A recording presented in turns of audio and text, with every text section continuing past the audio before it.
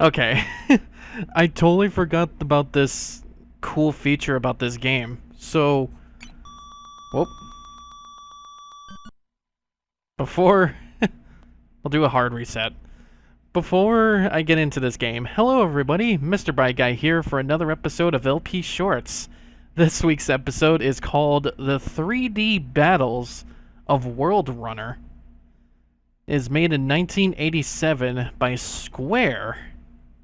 Licensed and controlled for the United States and Canada by Acclaim Entertainment. Whoops. Hang on a minute.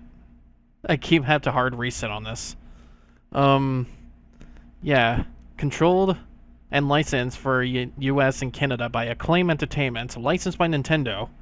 So, what's very interesting about this game? So, you're pretty much an astronaut. You're running across a vast planet and collecting all these stars and getting away or defeating the aliens on these planets, it looks like.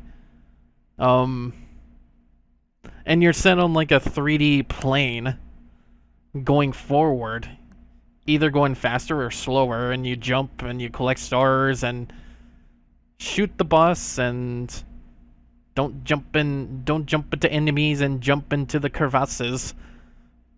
It's pretty much like I think it's kind of like Sonic, but like a non-stop platformer, in a sense. Well, I guess Mach Rider was pretty fast, but this would look like Mario speed. What's pretty interesting about this game is its select button. So if you hit the select button, it goes into 3D mode. Now, I don't even have those kinds of, like, cyan and red 3D glasses anywhere with me. But if you were to ever have those things and play this game, you would be in for a 3D ride of your life. I don't know how they managed to do this back in 1987. Of all games, like, this is when they were trying to experiment. I think, yeah, this is on the NES too. I think this is around the time when they were trying to experiment, like, 3D in a video game. Much like when they were trying to do Star Fox for the Super Nintendo. Like, that had a lot of lag and all that, I can tell. But even this one too, it's pretty cool. But again, I don't have the glasses for any of this to fully experience it. But if you want to try this game out, I guess just download it. It's hardly like anywhere like in the recent consoles. The 3D Battles of World Runner. Yeah, just like download it or something like that.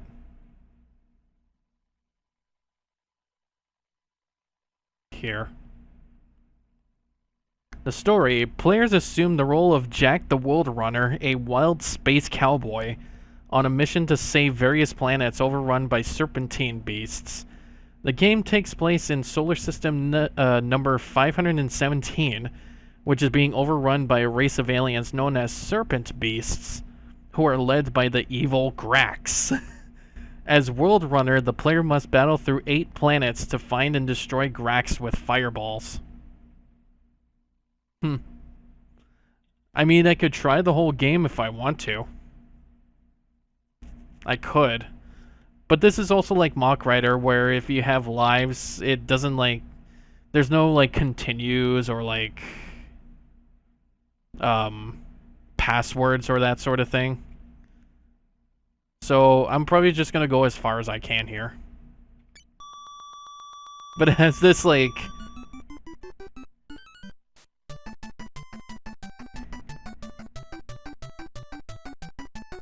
It has this music that makes you want to keep... It has this music in this game where it makes you want to actually run. Just run across a fucking field or something. Like, just be free. It's actually, like, so hype. I think that's the only reason why I remember playing this game is the fucking music. I mean, you'd always have to look out for the fucking music for video games. Because if the music is not good, then what are you even playing?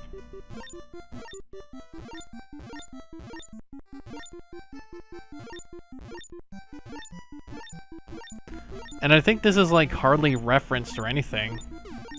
I mean, I guess it's like not a Nintendo game or anything.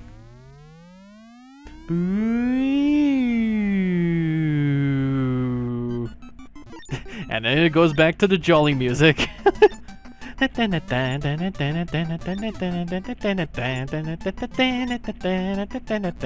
Oh, fuck.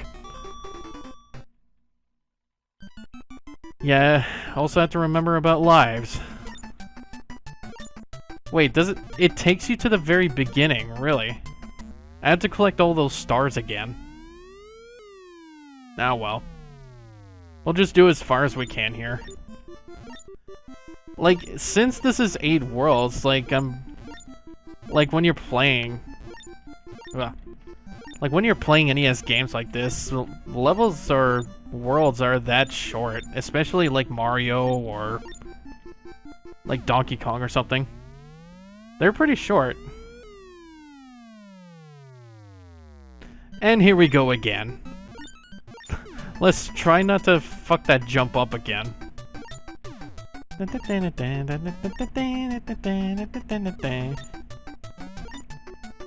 It's just so jolly.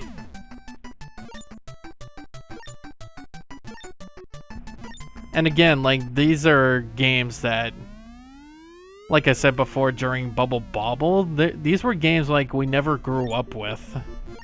I guess it's because, like, our dad didn't want to own a lot of games. Cashbox Magazine praised the game's visual effects and variety of enemies and obstacles. Really? There were people that liked this game. I guess it was more like an adrenaline platformer game. I guess that's what people liked back in the day. This would definitely be something that... This would definitely be something that I would see kids seeing at an arcade or something. Uh-oh. I thought that was the computer crashing for some reason, but then I looked at my webcam, I was like, whew! Okay, I think it's just McAfee telling me something. Yeah, I have that as my fucking virus, like antivirus software. No biggie. At least it's not showing up on the screen or anything. I wonder if, like, jumping collects points. Whoa. Have these white bubbles. Damn it. Yeah, you're doing more worse than you were last time. You made it through World 2. Now you just have 0 lives again. Oh, did you lose all your stars? Oh, god damn it.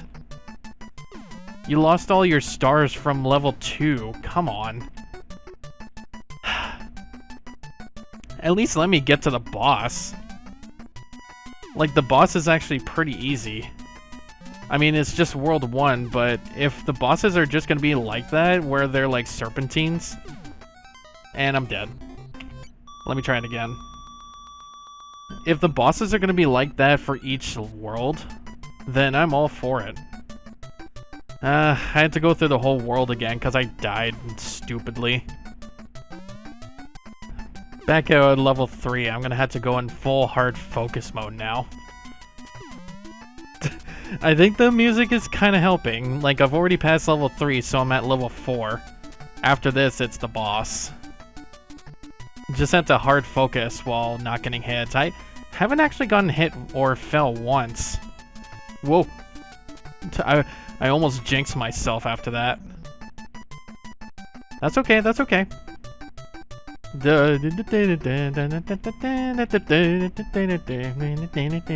Sucking on my dick. Suck a dick, suck a dick. Suck a dick. Oh, God. Ah, here we go. Boss time. And then shoot. And there you go. That's it. That's the first boss. And I can only make it that far into the game, into World 2. That's okay. We can at least try World 2 and see how far we go on this one. Yeah, I never thought, like... Oh, jeez. I never thought, like, I'd actually not done this game before. Oh, hi. Alright. I actually got hit there. It's because I wasn't actually stopping. Oh, okay. Whoa. Okay, so it's like determining my speed now, instead of like slowing down. I hate how the game changes like that without even telling you.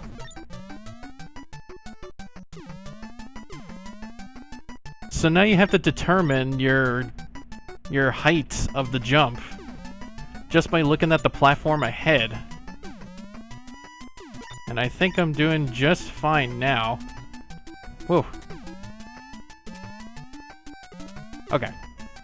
I'm doing just fine now. What? Oh God, really? It never actually tells you. Wow. See, look how slow you are right now. And I can hold the control pad backwards to slow myself even more down. And if you're holding forward on the control pad, you go faster. I thought that was going to be like a mechanic for this game. I didn't know they would just randomly take it out in the next world. That's so... Okay, I'm actually gonna say it. That's actually dumb. Like, what?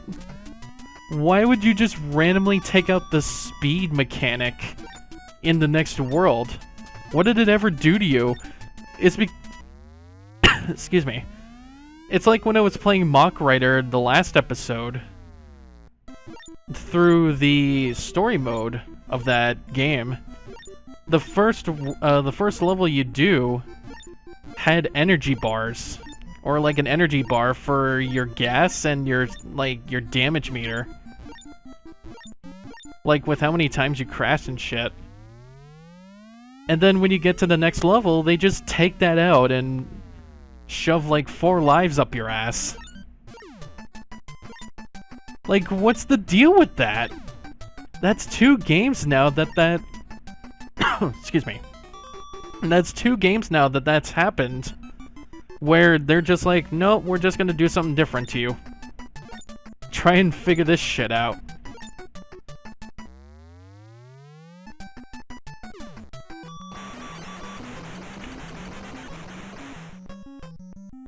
Yeah, I think that's what also helps with losing weight. But now it seems like I would have to actually try and lose weight.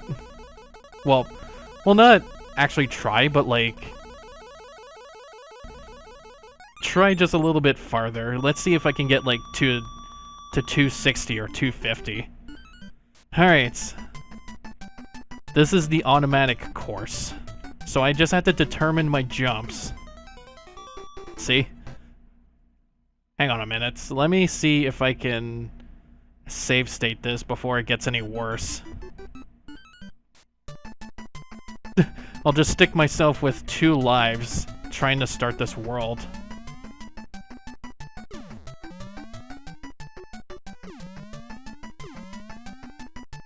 Alright.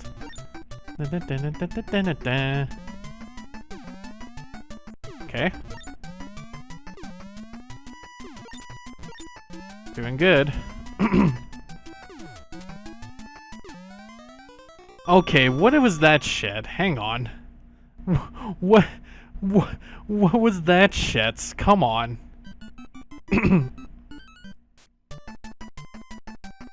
those blue things just like stay in that little row. I don't get it. And people say they actually liked this? Or maybe it's just because I really suck at this game. Like, the first world was so fucking easy. Why they had to bump it up like tenfold?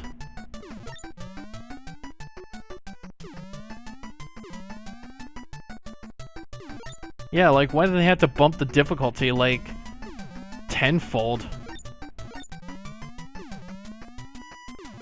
Nah. I'm pretty sure it's just me. Yes! Oh my god. Did you see that bullshit? He just came out of nowhere. Jesus Christ. At least let me get to the boss of this one. Oh god, yeah, see how fucking dumb that is? Right, okay. So let me try this 1 or 2 more times and then I'll see about the reception for this game. So yeah, starting at World 2, the game decides to change, like... Well, now this game is just non-stop for you. You just have to time your jumps right. And avoid any enemies that, like, stick around on your screen.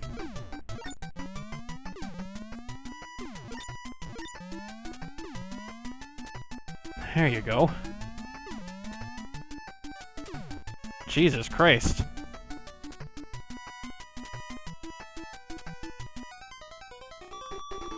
Oh, I guess I had to keep jumping there. Come on, let me try it again. Let me try this once, just this once. At least this music is just... it's trying to cheer you up, because it's like a fun game.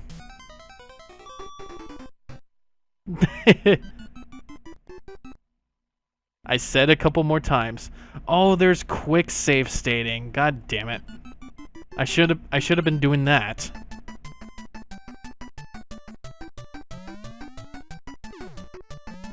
I have these on an emulator because I don't actually own them. In fact, like, I hardly own an NES of any kind. There could have been, like, multiple versions of NESs back then. Like, you would have the NES and Super Nintendo, and then you have, like, at least 10 different versions of the Nintendo 64. Like the green one, the Hey You Pikachu one, all that jazz. That was fucking cool. And nowadays it's just like... Nowadays it's just like, you look at the Nintendo Wii and the Wii U, it's like, yeah, white and black. That's pretty much it. Well, actually, there's multiple colors of the Nintendo DS and 3DS, as well as, the Game Boy. Yeah, the Game Boy. That had a lot of different colors. The Nintendo Switch, too, like... They're still coming out with, like, multiple colors. Okay, yeah, this sucks. I'm just gonna go until I die. Which is probably right... Oh. What? What was that? Wait a minute. What was that?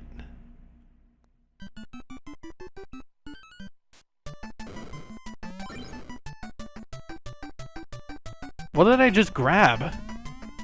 It looks like a jar of honey or something.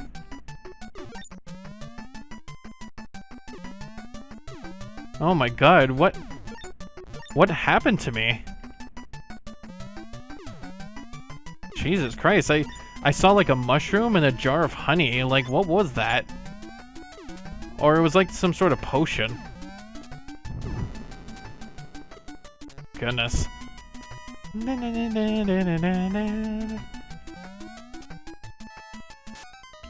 I can't even do this. Yeah, I'm just gonna stop it right there. So yeah. World 2 is hard. It's just timing. And I kind of suck at that.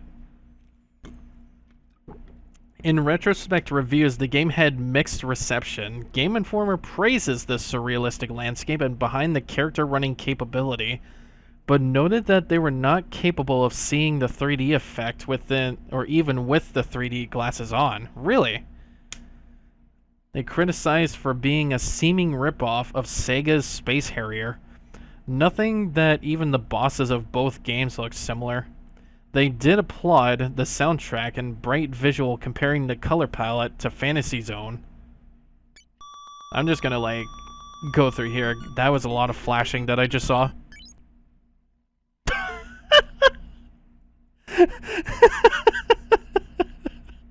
What the fuck is this pause screen? That is totally like Sonic. He just sits there and pouts. He's like, did you really just pause the game on me split second? Waiting. Vito Giustulati of Destructoid named it among the 5 most notorious video game ripoffs of all time in 2013. Commercially, the game was met with modest success, selling roughly 500,000 copies worldwide.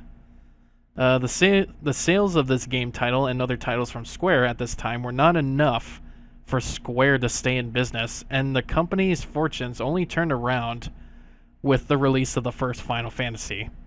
So yeah, Square is mostly best known for RPGs and not platformers. So that is the 3D Battles of World Runner. I'd say give it a go if you're that good at timing. But I can only make it to World 2. And this is Mr. Bry Guy, and I'll be seeing you guys next episode of LP Shorts. Take care.